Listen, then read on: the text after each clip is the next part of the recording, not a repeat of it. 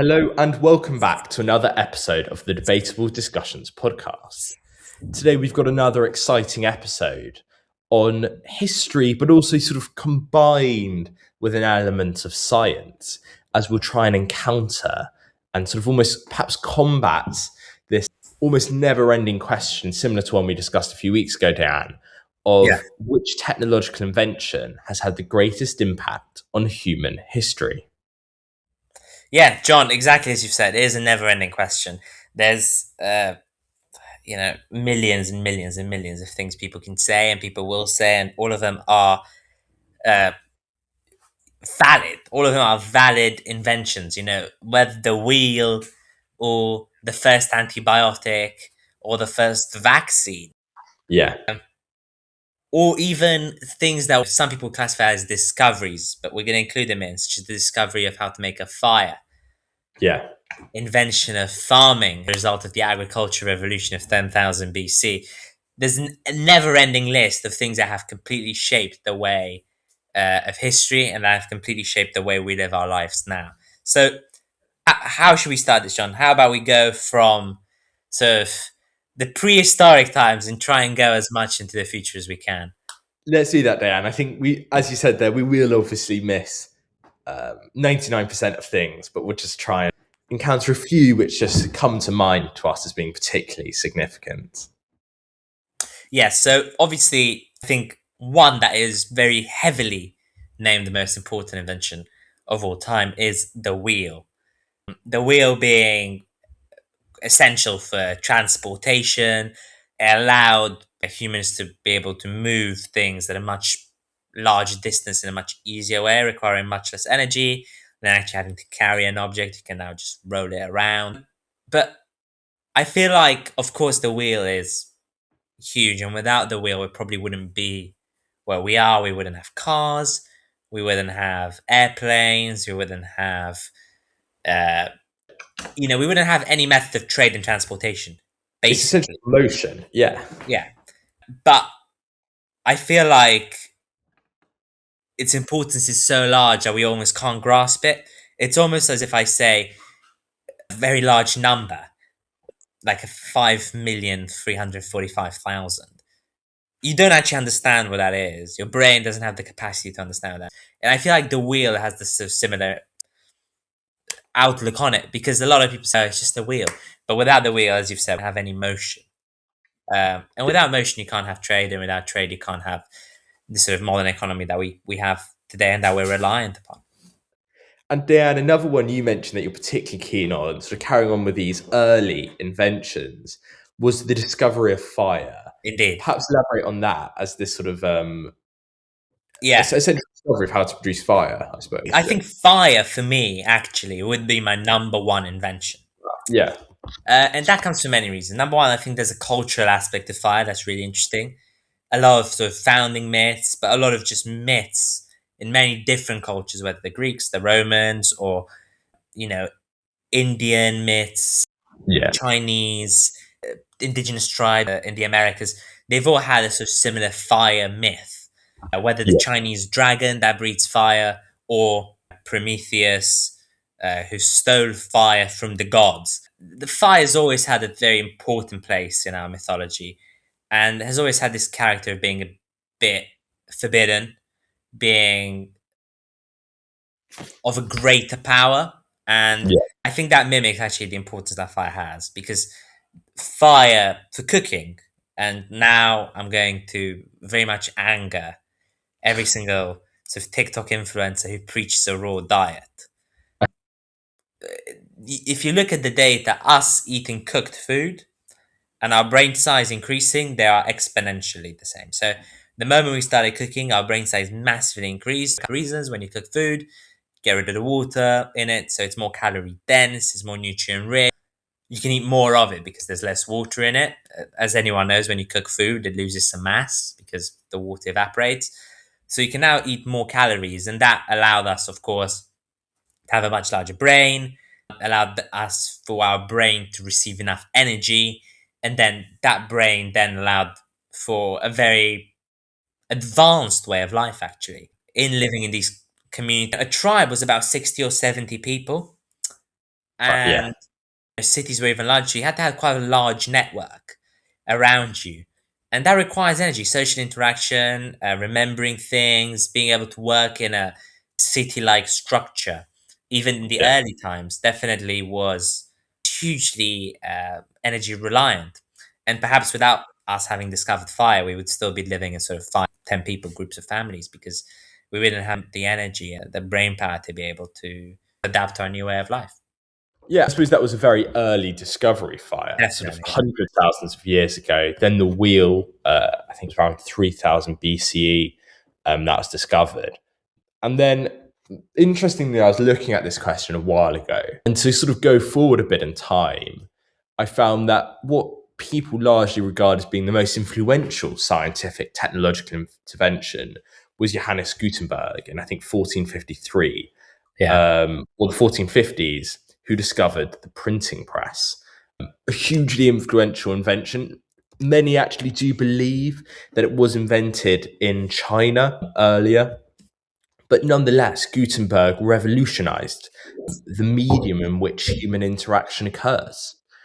Now, one could print, literally print on paper. And it led to this easier sort of dispersion and almost engagement with ideas on a level never seen before. Yeah. It allowed for religion to spread. So I think that's really interesting. Parallel with Gutenberg, in my opinion, is the internet, Yeah. created in the 60s and 70s. That's almost internet revolution that was across the world, was similarly about changing the medium in which humans communicate. Like Gutenberg's discovery of the printing press in the 1440s and 1450s, the internet revolutionized human understanding. It changed all the different almost patterns of history, political history, military history, economic history, because it changed the medium and the basis of human interaction, which completely revolutionized human society. I think that for me is a sort of early modern human invention, which is hugely significant, the printing press. Yeah. As I said, it's largely regarded as perhaps being the most influential, just because paper, until perhaps the mid 19th century, was the basis of human interaction, the basis almost of human society, other than the spoken language. Now, one can say the internet has replaced that.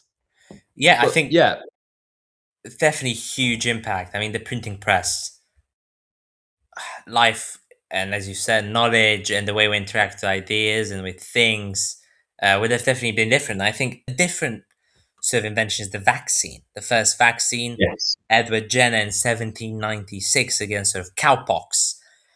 And very controversial topic nowadays, vaccines. We've seen RFK, the health secretary in the United States, make it not mandatory for the state army troopers to be flu vaccinated at the flu outbreak on a military base. But overall, vaccines have been quintessential to human survival. We've yeah, managed to eradicate diseases such as, in some parts of the world, even we've managed to eradicate diseases such as HPV.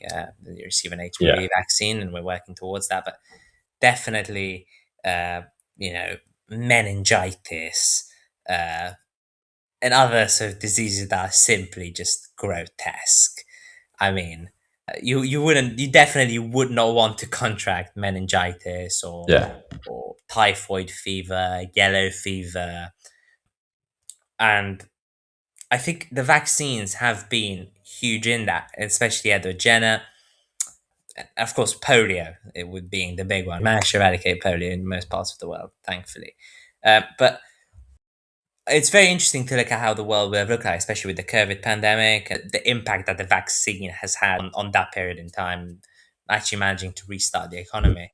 But another concept that's from the health related sphere as well, antibiotics, discovered yeah, by John Fleming, Imperial College, in one of the hospitals. Penicillin actually being the first antibiotic discovered from a fungus that naturally produced, and then they've managed to isolate it and produce it on scale. But without antibiotics, it would be a very different world. We would have yeah, a vast number of diseases that now are quite mild or not necessarily mild, but very treatable and not worth a panic that previously not even that long ago, sort of 100 years ago, would have been fatal to a very large Yeah. amount of the population. Well, Diane, I'll offer a perhaps an even bolder claim, but related to that. I think developments in human medicine have Yeah. had actually some of the biggest impacts on military history. So if you go Wow. back to sort of the 19th century, wars like the Boer War had more people died from illness than they did from actual combat. Similarly, in World War One, so many large cause, I think it was about a third of deaths in the war came from illness. Then after there was the Spanish influenza, which killed more people than World War One itself. If you follow that almost through to the Second World War, a huge priority of, I think it was Douglas MacArthur's campaign in the Pacific, was actually to make sure that his soldiers didn't die of illness Yeah. rather than battle. Because I suppose if you died of illness, it meant the military very ineffective. Yeah. So I think developments around there, I think penicillin, that was further developed around the war. Is it chloroquine, which was the Malaria. artificial Yeah. synthetic development of quinine to combat malaria? Yeah. These were huge inventions for World War II, which enabled the Allied forces to fight effectively. Yeah. Really important because, as I said before, in the 19th century, a huge cause of illness and war, a huge cause of death and conflict, that was illness. Yeah. So I think that's that's really interesting. yeah. It's very interesting, and I definitely didn't know. I think it's sort of a very obvious thing to think about it, but it's quite Yeah. hard actually to make the leap of how health related inventions have changed military history. But you're definitely right, and I think if we look back at medieval conflicts, definitely they had a massive problem in the fact that they simply were not sure of the numbers they would have on a given day for battle, and even something like a flu or even a sort of common cold could prove fatal. But perhaps to move to something in the realm of technology. And a lot of people say artificial intelligence is the invention of definitely of our lifetimes, but perhaps of the whole history of humanity. Perhaps this is the sort of final invention we can actually have, which is artificial intelligence, before the artificial intelligence will start inventing new things. Yeah, I don't know. To be honest, I actually do think that artificial intelligence is a huge invention, but it's definitely superseded by the internet, in my opinion. I think Yeah. the easiest way of just showing that is that artificial intelligence only exists because of the internet. Yeah. The internet is the platform which enables so many other inventions. The internet, in my opinion, the internet was probably the biggest actually invention in human history because it completely revolutionized human society in a way that no war, no economic theory, no philosophical political theory has ever done. It completely changed the way humans live across the world. It led to concepts like globalization and so many other things. And the internet, so I do think the internet definitely supersedes AI, hence how it led to it. It actually means that AI can exist only because the internet exists. But I think AI hugely profound change in the internet. It's going to sort of change largely the human workforce. There's been a huge concern about it. And I think I think a big thing about AI for me when I think of it is that it's really going to challenge how we value human nature, Yes. how we value things like human creativity Yeah. or human interaction, for example. Yeah. Now, if you call, let's say, a help desk, it's sometimes an AI bot. Yeah. Are we going to start valuing a human voice? And I think we should over a robot voice. So I think Yeah, that's a really, definitely. yeah. Yeah, I think AI. We'll see how it goes, and we'll see how far we can develop it until maybe it will start thinking for themselves, rather than being a sort of large language model, as ChatGPT and the other one is on out at day. But another invention going back Oh, yeah. far, perhaps one of the most important inventions as well, together with fire. For me, is farming as a result of the agriculture revolution of 10,000 BC, which changed the way humans operate from being hunter gatherers to living in a sort of modern city like structure. Obviously, much smaller, but in a stable structure that was different to the hunter-gatherers in the sense that you would always come back to the same place. A hunter-gatherer would move and would camp and would sleep wherever as long as there was food available. Meanwhile, after this agricultural revolution, we've started settling down on places with good soil so that we can create our own food and we can not be so reliant upon catching animals. What do you think, John, about the impact of this? I think the impact of the agricultural revolution was huge, but I actually think largely the history of farming has had an immense impact on human Yeah. society. You mentioned the agricultural revolution there, Diane, which had a sort of structural effect on society. Before the episode was recorded as well, I was talking to Diane about ammonia. Diane, you do A-level chemistry, so you knew about this Haber process, Yes. which you can create ammonia, which is the basis of fertilizers. Before the sort of 20th century, I suppose, how to fertilize food and farming were a huge concern.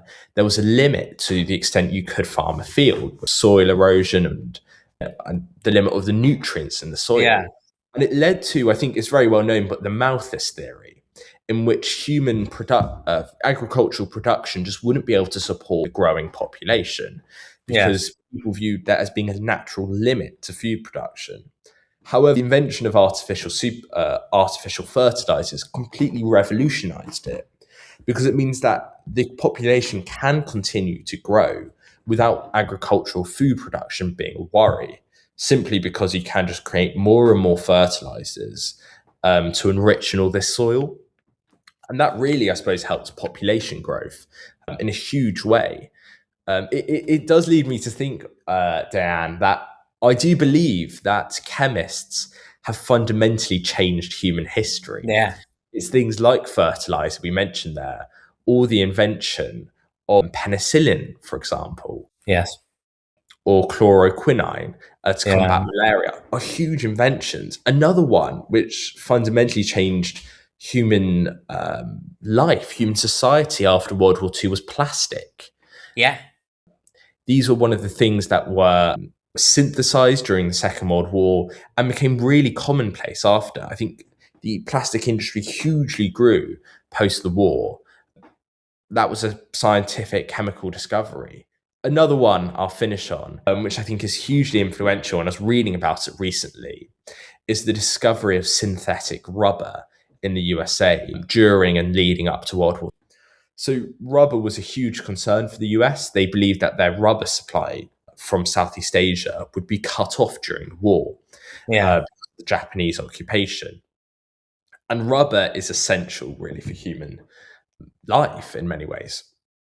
Transport pretty much all involves rubber: cars, Yeah. planes, boats, as well as so many other things that we rely on. However, in the US, they synthetically managed to produce rubber, which cuts this dependence on Southeast Asia. It meant that the Japanese occupation of these places in 1941 was less worrying because they didn't now need to depend on their natural resources.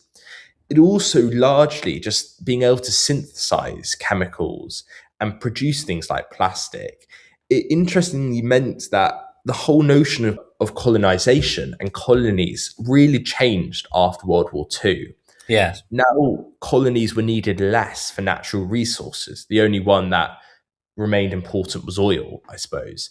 But now things like having colonies for rubber just didn't become needed because you could synthetically produce it. Another one is before the Haber process in the early 20th century, the US colonized lots of islands in the Pacific for guano, which is bird poo, which was used as Right. fertilizer. Right. So, Diane, I do think, as a chemist yourself, I do think that chemists have changed human history. Yeah, definitely. And I was having a conversation very recently about chemists sort of being, frankly, a bit crazy because in order for us to get to the point we are today, you've had people, sucking hydrochloric acid with their mouths because there was Yeah. no other way of getting it, and playing with some very dangerous chemicals without any sort of precautions, and uh, like chemicals you wouldn't want to touch without a fume cupboard or gloves. They would Yeah. just do it. And I think human history has needed a bit of that in order to progress to where it is today. Obviously, we're now a lot more careful, but you've still had people very recently. You've had in the last sort of 25 years, you had a Nobel Prize laureate in medicine who Yeah. decided to test his theory on himself Yeah. and ingest bacterial that was a pathogenic bacteria and then cured himself and got a prize for it. So I think we need that. We need that sort of cutting edge, Yeah. maverick style people Yeah. who are happy to put themselves at risk for the progress of science, for the progress of humanity. Another similar to that, actually, early aviators were the same. Yes. Aviation has fundamentally changed human history. Globalization, because of it, we're now so interconnected with the world. But Yeah. even just trade, Yeah. things like colonies, especially in the 19th and 18th century, were not only important, as I said, for natural resources, but strategic trade positions were vital. The British, for example, in India, South Africa, Hong the Kong. Suez Canal, Hong Kong, these were essential places as trade, for trade ports. Maritime trade is still vital, but aviation has meant that actually having these colonies is less important Yeah, because you can fly it from any airport straight to that country. indeed. Yeah. And on this note, if you've enjoyed this episode, do give us a review. Do let us know in the comments. And as always, go back and listen to a different episode. We've had a very similar one on which city had the greatest importance in world history. So a very hypothetical history-based question again, which people seem to have liked. So do go on to listen to that. And we will be back soon, hoping with some guests. And we'll see you in a couple of weeks. We'll see you then.